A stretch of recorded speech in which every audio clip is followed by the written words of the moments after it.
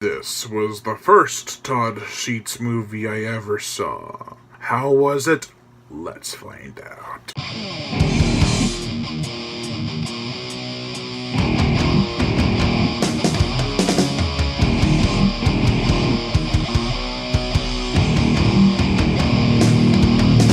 Kings of Ebony, walking on my way. Bonehill Road. An old school, all practical effect werewolf flick. The plot: a mom and her daughter are making their way to a relative's house after her drunken husband beats the crap out of her for the last time. Unfortunately, something doesn't want them to make it to their destination. That something is a pack of werewolves. With all that has happened, you'd think they'd been through enough. Oh no, not if there's a plot twist that has anything to say about it. For what they had to work with, this turned out awesome.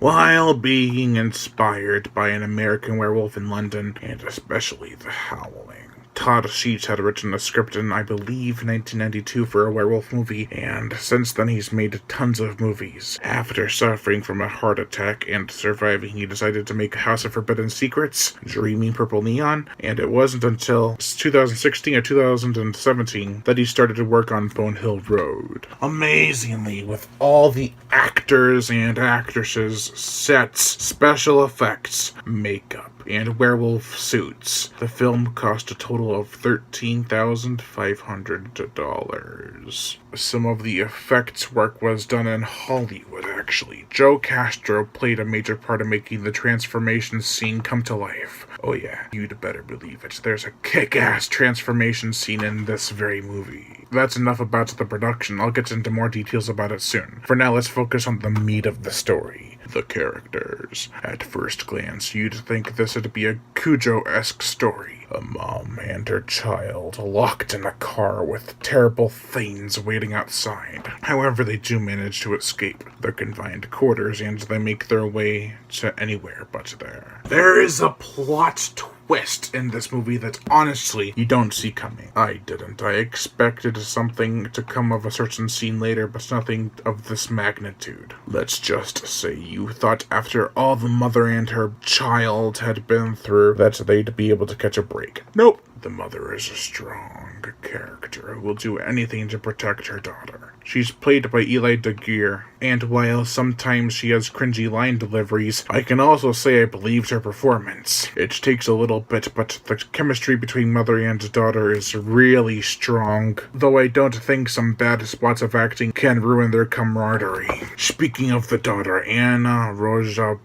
Plumberg, I felt personally knocked it out of the park. For this being her second movie, I was honestly shocked as to how natural she was. She gave a really real performance.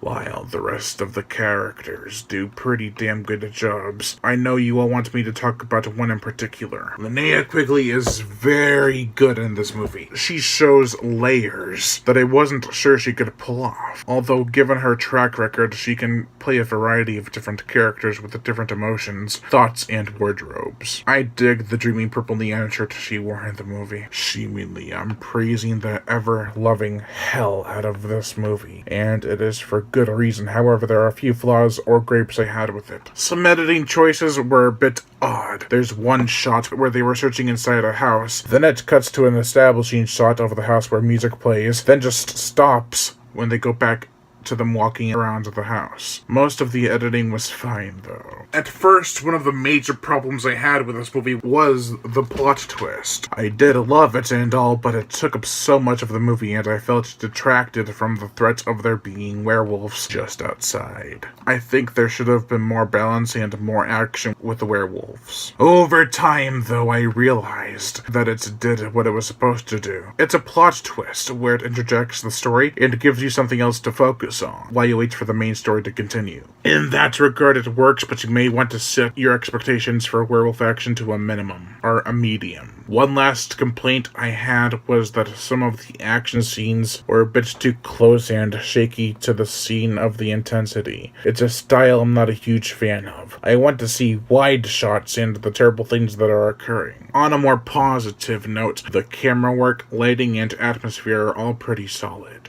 While the close shakiness was a bit much, most of the camera work is pretty damn good. We get some nice shots of the moonlit sky, werewolves howling at the moon, and one tracking shot in particular that I liked. I can't tell if it was fake or not, but it looked good regardless. When the characters reach the housing area, you can feel it's a rundown and dirty area. It gives off a gritty feel that was very prevalent in the shot on video days. Speaking of what was in abundance in the shot on video days, the gore, the effects. This is a savage movie. We get gutting, bashed heads, stabbings, throat ripping, and people are torn. Joe Castro does amazing work, and the werewolf transformation is no exception. I think it's close to being as great as The Howling and An American Werewolf in London. It is well lit, doesn't hold back, and shows you everything. This should be counted as part of a trio. On the road to the Howling American transformation.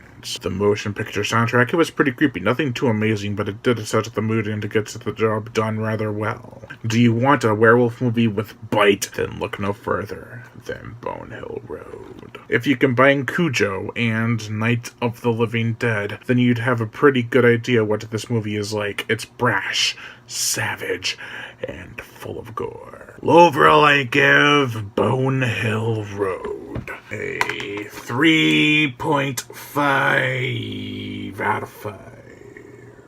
I'm Brian Gatto, host of Horror Show Entertainment. Make sure to like my Facebook page in the description below, leave comments, and subscribe.